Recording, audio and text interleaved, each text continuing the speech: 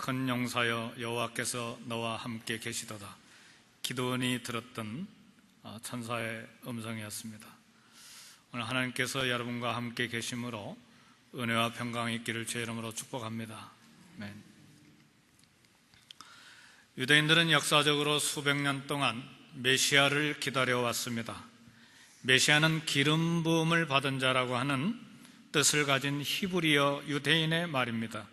메시아를 그리스어로 번역하면 크리스토스, 우리말로 그리스도, 영어로 크라이스트라고 이렇게 말하죠. 구약에서 기름 부음은 하나님께서 일꾼을 세우시는 의식이었습니다. 왕들과 제사장들과 선지자들이 기름 부음을 받았습니다. 기름 부음을 받은 일꾼들이었다는 의미에서 그들도 메시아들이라, 문자적으로 그들도 메시아들이라 이렇게 말할 수 있습니다. 그러나 중간사 시대에 예수님이 오시기 전 200년 전부터 예수님이 오시기까지 AD 30년까지 유대인들 사이에 메시아는 하나님의 구원을 가져올 종말의 메시아 사상으로 발전을 했습니다. 그래서 메시아는 하나님의 구원을 이루는 일꾼이라고 하는, 일꾼을 지칭하는 고유명사, 한 사람을 지칭하는 그런 말이 됐습니다. 따라서 예수님이 메시아 그리스도라고 하는 말은 종말의 구원자라고 하는 뜻을 이제 갖게 됐습니다. 오늘 사도행전 본문에서 성경교사인 아볼로라고 하는 사람이 예수는 그리스도라 증언을 했습니다. 아볼로는 유명한 사람입니다.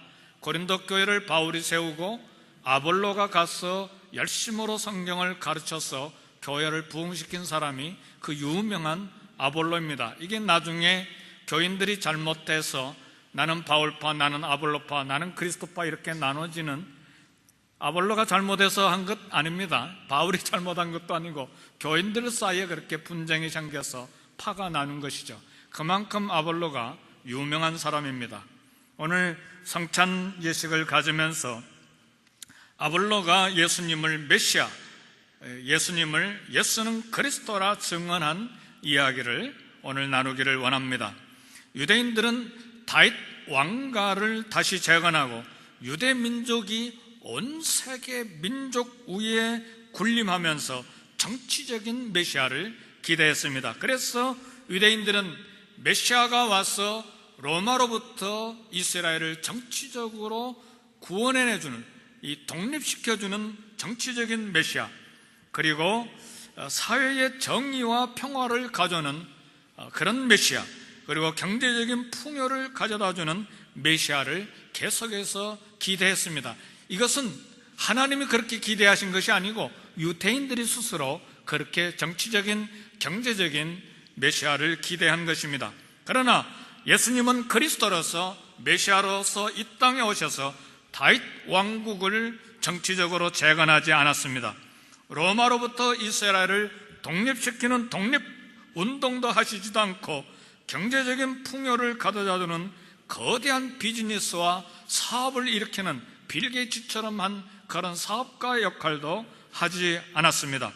오히려 우리 예수님은 메시아로서 하신 일은 십자가에서 죽는 일이었습니다. 이것이 하나님이 기대하시는 메시아의 역할이었습니다. 메시아로서 하신 일은 십자가의 죽임을 당하신 일이었습니다. 우리가 죽어야 될 자리, 내가 죽어야 될 자리에 자신의 목숨을 제물로 드리는 일이 그리스도가 하신 일이요, 메시아가 한 일이었습니다. 그래서 예수님의 죽음은 메시아로서의 핵심 사명이었습니다. 다시 말하면 메시아의 사명은 십자가의 죽음과 그리고 부활이 메시아의 사명이었습니다. 이와 같은 예수님의 죽음은 어려운 말로, 설교하다가 어려운 말 하지 않기를 애를 쓰는데 대속적인 죽음이라 그렇게 말하기도 하고 대표성 원리에 따른 죽음이다 그렇게도 말합니다. 한 사람 아담을 통해서 온 인류에게 죄가 들어온 그런 대표성이 있었던 것처럼 한 사람 의인이 죽음으로 온 인류에게 구원이 오는 그런 대표성의 원리를 가지고 있고, 대속적인 죽음이라고 하는 것은 내가 죽어야 되는 자리에 남이 죽음을 통해서 내가 마땅히 죽어야 되는 저주가 이 용서되는, 죄가 용서되는 그런 대속적인 죽음을 위해서 오신 분이 바로 메시아요, 우리 예수님이요, 그리스도의 사역인 것입니다. 예를 들면 우리 주일학교에서 이런 예화를 들은 적 있습니까? 아주 재미있는 예화죠. 한 나라에 도둑이 너무 많아서 왕이 조서를 내려서 앞으로 이 조서가 공포된 이후에 도둑질하는 사람은 누구든지 그 두 눈을 뽑겠다, 이렇게 왕이 온 나라에 공포를 했습니다. 근데 제일 먼저 잡혀온 도둑이 누구였느냐? 다음 대를 이어서 왕이 될 왕자가 도둑질을 했습니다. 왕이 고민이 됐어요. 이 문제를 어떻게 할까? 두 눈을 뽑아버리면 이 왕자는 왕이 되지 못할 텐데. 그래서 왕이 다음날 모든 백성들을 모아놓고 이 법대로 진행해야 되니까 먼저 자신의 눈을 하나 뽑고 그 다음에 아들의 눈을 하나 뽑았습니다. 이게 이제 대속적인 죽음의 원리를 우리 주일학생들에게 설명할 때 비유로 든 이야기입니다. 완전한 이야기는 아니죠. 우리를 대신해서 하나님이 아들을 죽이신 것입니다. 저와 여러분의 자리에, 죽음의 자리에 내놓으신 것입니다. 사도들은 이런 메시아의 죽음, 그리스도의 죽음을 구약 성전 제사로 설명을 했어요. 제사를 드리는 사람은 짐승이 대신 피를 흘려 죽임을 당함으로 이 제물을 드린 사람의 죄가 용서받고 씻음을 받은 것입니다. 동일하게 그리스도가 대신 대표로 피 흘려 죽임을 당함으로 우리의 죄가 씻김을 당하게 된 것입니다. 그래서 이사야 53장 6절에 보면 우리는 다 양 같아서 그릇 행하여 각기 제 길로 갔거늘 여호와께서 우리 무리의 죄악을 그에게 담당시키셨더라. 그래서 우리 죄가 그리스도에게 넘어감으로써 그리스도가 십자가에서 이 저주를 받아서 대신 죽으심으로써 내게 있었던 죄가 그리스도에 옮겨짐으로써 내 죄가 용서된 것입니다. 내게는 더 이상 이제 죄가 없이 깨끗하게 씻음을 받고 그 대신 메시아이신 그리스도께서 죽임을 당하신 것입니다.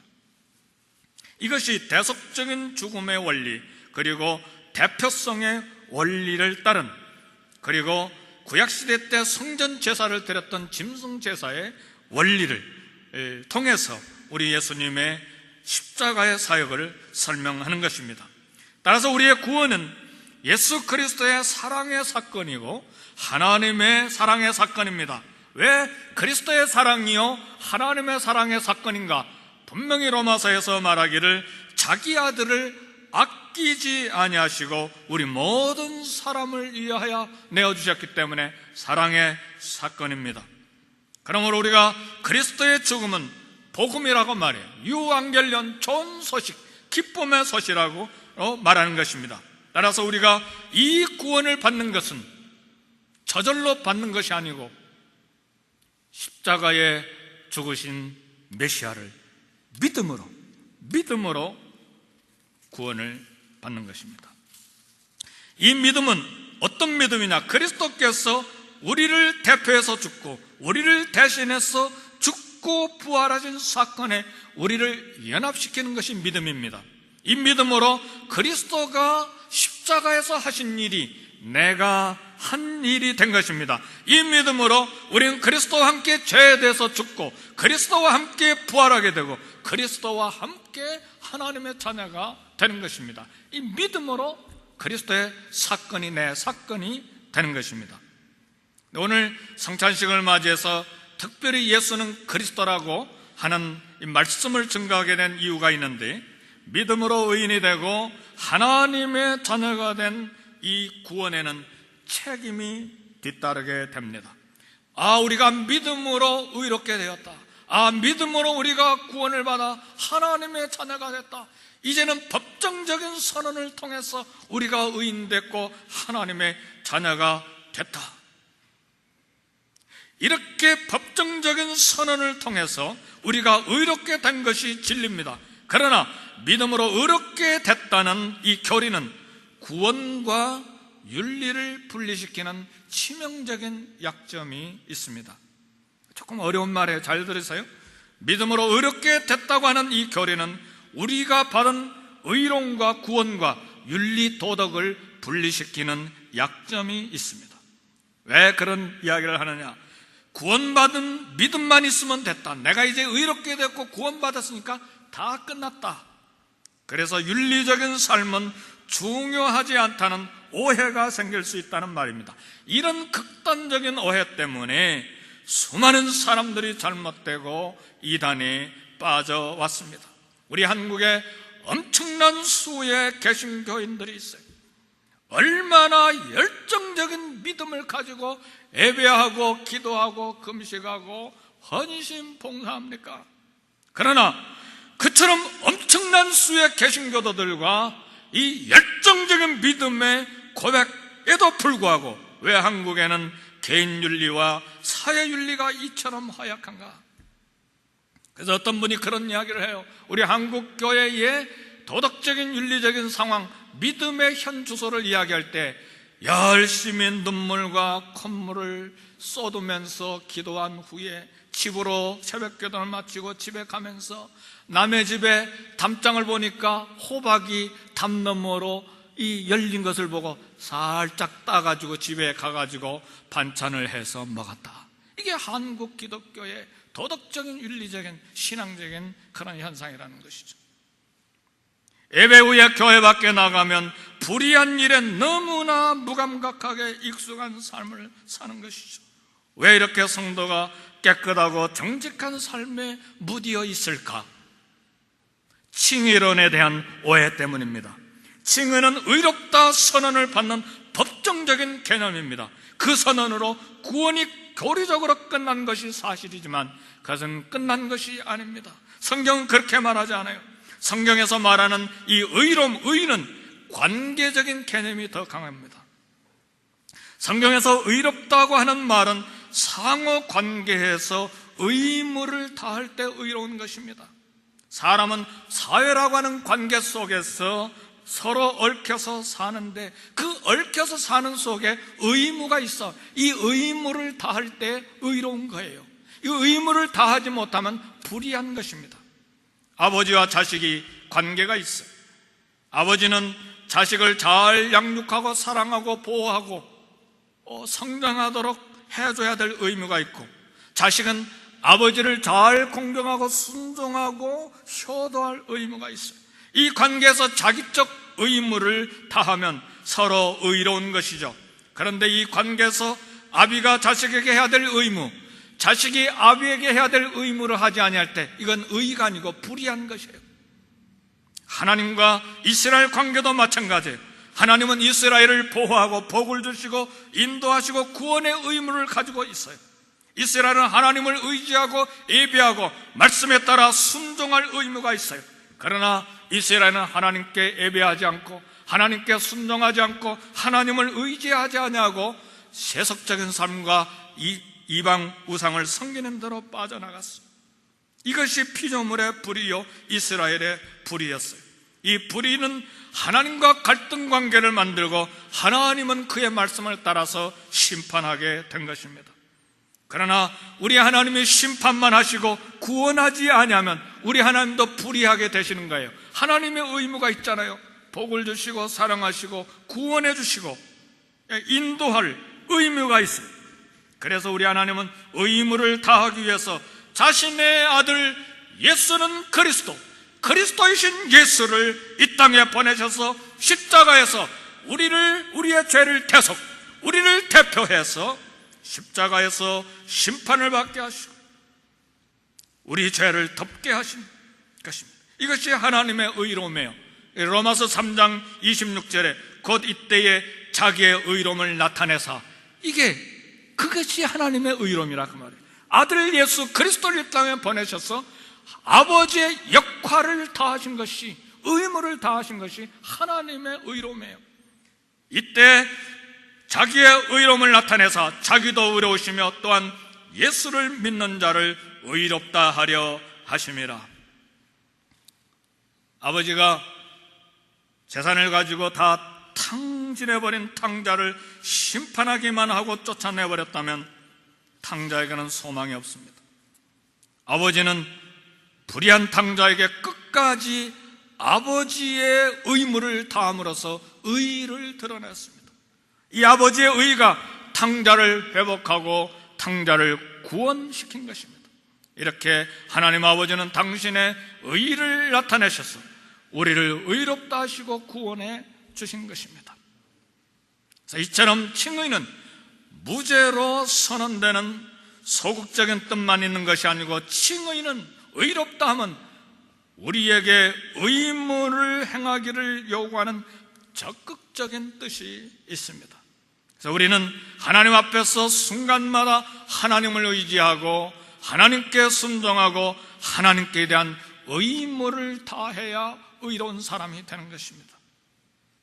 의인이 되었기 때문에 윤리적인 의무와 도덕적인 의무를 다해야 되는 것입니다. 그래서 로마서 1장 11장까지는 우리가 어떻게 믿음으로 의롭게 되었는지를 열심으로 설명하고, 그리고 나머지 로마서 12장부터 16장까지는 하나님께 순종해서 살아라, 이제 의인이 됐기 때문에 그 의인의 의무를 다해서 살아라, 이 시대의 유행과 이 시대의 습관과 이 시대의 가치관을 본받지 말고 하나님의 선하신 뜻을 분별하고 삶 전체를 하나님이 기뻐하시는 거룩한 산 제사로 드리라, 이것이 너희가 마땅히 드려야 될 영적 예배니라.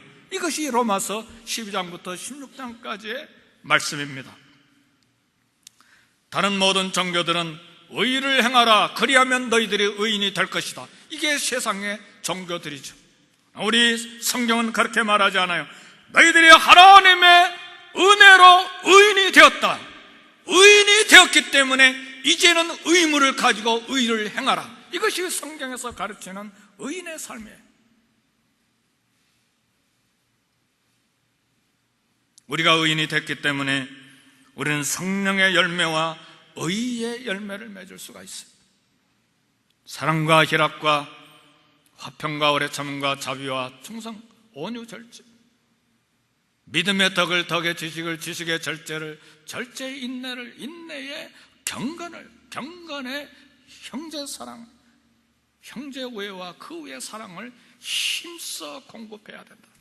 이것이 의인된 구원받은 우리가 하나님 앞에서 마땅히 의무를 다해야 될 의로운 삶이에요.